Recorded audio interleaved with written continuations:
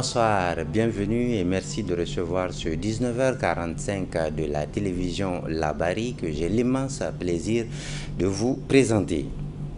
À 11 jours des examens du baccalauréat 2023, le temps n'est pas de tout repos pour le ministre de l'Enseignement supérieur. Ce jeudi, PhD Mamoudou Djibo était à l'office du baccalauréat, des équivalences et des examens et concours du supérieur. Sur place, le ministre s'est informé sur le niveau réel des préparatifs. C'était devant Ismaël Moumouni et Nasser Seydou.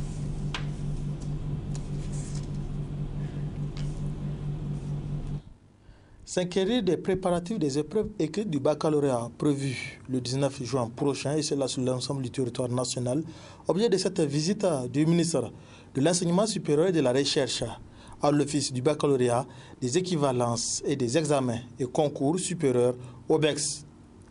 Après avoir visité les magasins dans lesquels se trouvent les matériels didactiques, PhD Mamoudou Djibo s'en réjouit. J'ai effectivement trouvé que si le président du jury pouvait partir demain, chacun partirait avec sa cantine, avec l'essentiel du matériel et que rien ne manque à ce stade.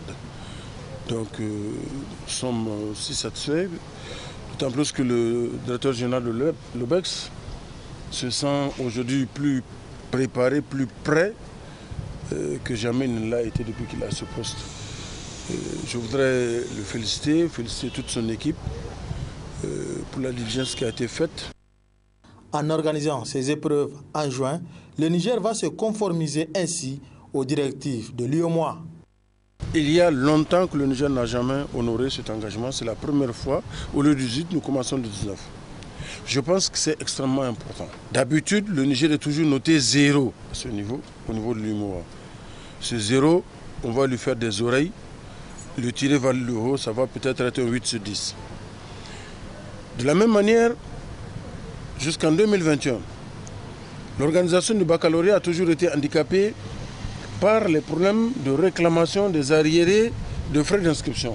Par la grâce de Dieu, le Premier ministre a pris l'engagement, il l'a honoré. Jusqu'ici, chaque année, en finissant les examens, nous arrivons à payer l'intégralité des frais de correction. Nous n'allons pas, nous ne démarrons pas avec de nouvelles dettes. Avec les moyens matériels et financiers déployés par le gouvernement, le ministre de l'Enseignement supérieur n'en doute point de la bonne tenue des épreuves. PhD Mamoudou Djibo a rappelé qu'il va sévir en cas de fraude. Ne nous éloignons pas trop du chapitre. Rien ne va plus entre la direction et les étudiants de l'École nationale d'administration ENA. Les seconds étaient face à la presse ce jeudi pour dénoncer, je cite, le silence complice des responsables de l'ENA.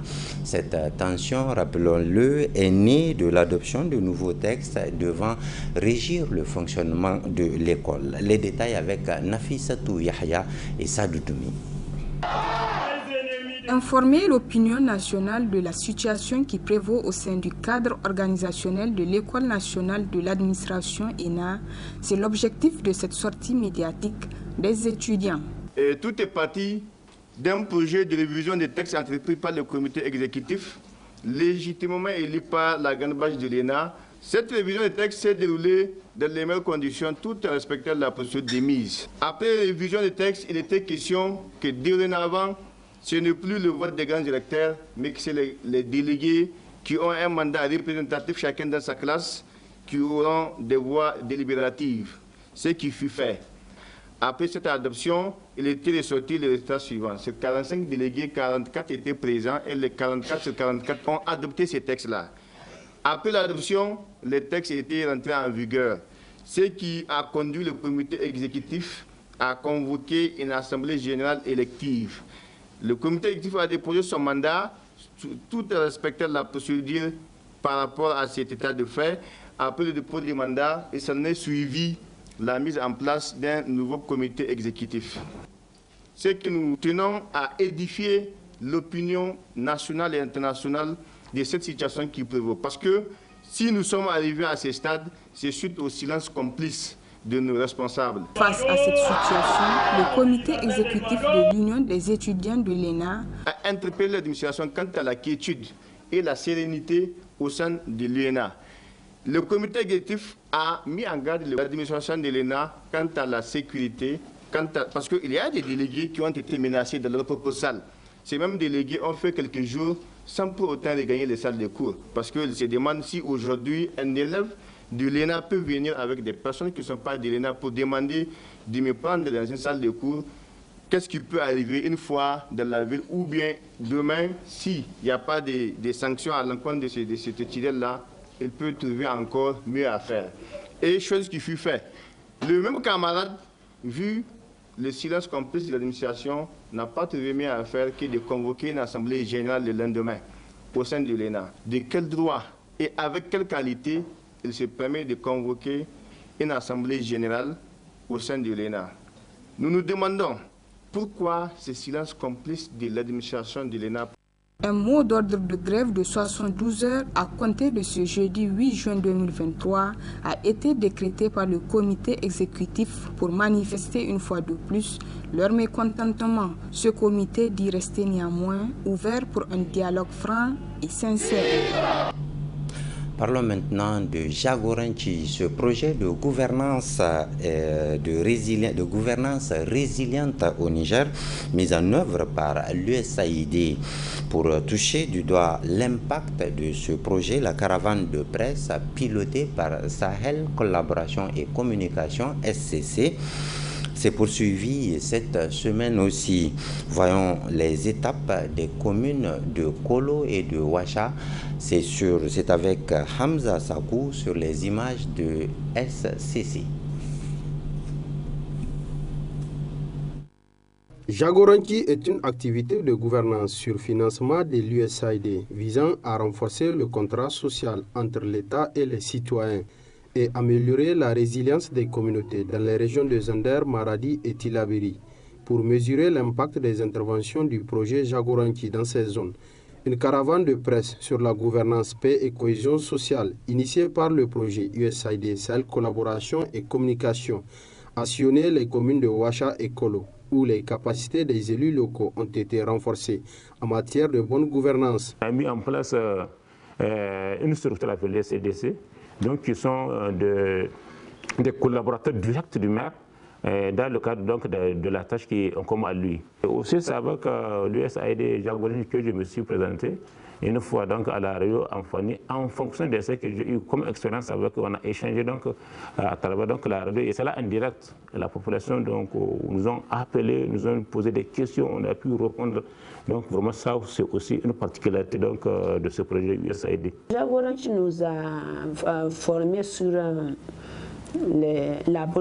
sur les rôles et responsabilités. Il nous a formés sur la gestion du foncier. Il nous a formés vraiment sur beaucoup de choses par rapport à cette gouvernance-là. Avant l'intervention de Jagoranchi, les conseillers, deux fois, il arrive même à ce qu'ils boycottent les réunions ou bien les sessions. Mais vraiment, avec Jagoranchi a tout fait pour les amener. Même si on n'a pas eu la mentalité de tous, on a eu quelques-uns qui ont compris maintenant qui répondent à l'appel de la commune. Vraiment, c'est avec Jagoranchi qu'on a eu cette chance-là. Toujours avec l'appui de l'USAID, le projet Shiga, intervenant aussi dans la commune de Ouacha, notamment dans l'amélioration de la gestion des ressources naturelles, a contribué au développement local. Nous avons appuyé à beaucoup de choses, comme on a fait vraiment les plans, l'état du lieu des ressources naturelles de la commune rurale de Ouacha, qui est très important, donc pour connaître toutes les ressources qui de la commune. Donc on a dressé encore un plan d'aménagement des ressources identifiées. Donc vraiment, c'est très important. On a beaucoup, tout le monde a beaucoup, on a reconnu les ressources naturelles de la commune. Donc c'est très important. Encore, on a fait des caravanes de sensibilisation sur le code rural. Vraiment, on a fait des graphes, des regroupements des villages. Donc on a été là-bas pour sensibiliser la population sur le code rural, ce qui est très important. Vraiment, on peut dire que c'est très important ce qu'on a fait avec USAID Shiga on les remercie une fois de plus. Vraiment, on a pu identifier toutes les ressources naturelles qui viennent de la commune. Donc, on a adressé la cartographie, c'est-à-dire le plan d'aménagement des ressources naturelles de la commune. Aussi, la formation des membres des structures de participation communautaire des secteurs de l'éducation, de la santé et de l'approche de l'incubation sont entre autres actions de ces projets dans ces zones. Dans 48 heures, samedi prochain, pour être précis, va se jouer la Coupe nationale de football qui va opposer l'AS Garde nationale et le détenteur du titre, en l'occurrence l'AS Douane. En prélude à cet événement, les deux équipes ont co-animé une conférence de presse ce jeudi matin à la Fédération nigérienne de football, Finifoot. Résumé de Ismaël Moumouni et Aboubakar Soleil.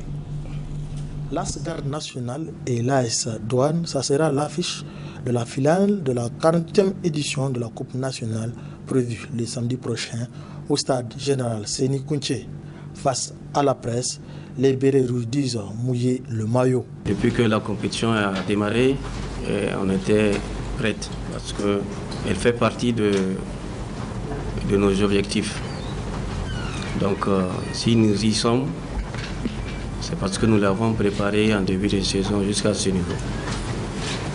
Donc on est prêt à aller la chercher et la gagner par la grâce de Dieu. Mais un son de cloche de la part du détenteur en titre, à savoir l'AS Douane. Moi de mon côté, j'ai pas de pression. Je suis dans mes débuts. C'est une très bonne chose. Je me retrouve en finale de la Coupe nationale avec les joueurs. On a bien préparé donc cette finale qui, je n'en doute pas, sera à la hauteur. La finale sera rehaussée par la présence du président de la République, Bazoum Mohamed, d'où cet appel à l'endroit du public de la part de la Finifoot. Nous voudrions demander au public de faire le déplacement très tôt, d'être assidu et de ne pas tergiverser avant de rejoindre le stade général Séni Kountché, parce que comme vous le savez, il y aura des dispositions particulières. Donc pour éviter tout désagrément, pour assister à cette finale tranquillement, nous demandons aux uns et aux autres de faire massivement le déplacement, mais dans le respect de l'heure. Déjà à 14 h, les portes seront ouvertes et je pense que jusqu'à 15 h, 15 h 30, on peut faire le déplacement du stade général Séni Kountché pour assister tranquillement à cette finale. Nous conseillons également au grand public d'accéder au stade général Séni Kountché, surtout du côté des grilles, des portes qui sont vers le commissariat du stade général Séni Kountché. Entre l'AS Garde nationale et l'AS Douane, qui va remporter cette coupe aux grandes oreilles, accompagné de 20 millions de francs CFA. Alors rendez-vous est pris pour le samedi 10 juin prochain. C'est la fin de ce journal qui vous sera rediffusé tout à l'heure à 22h45. Moi, je vous reviens mardi prochain à 19h45. Mais en attendant, je vous laisse avec le magazine de nos partenaires de la VOA Afrique. Bonne réception et à très bientôt, Inch'Allah.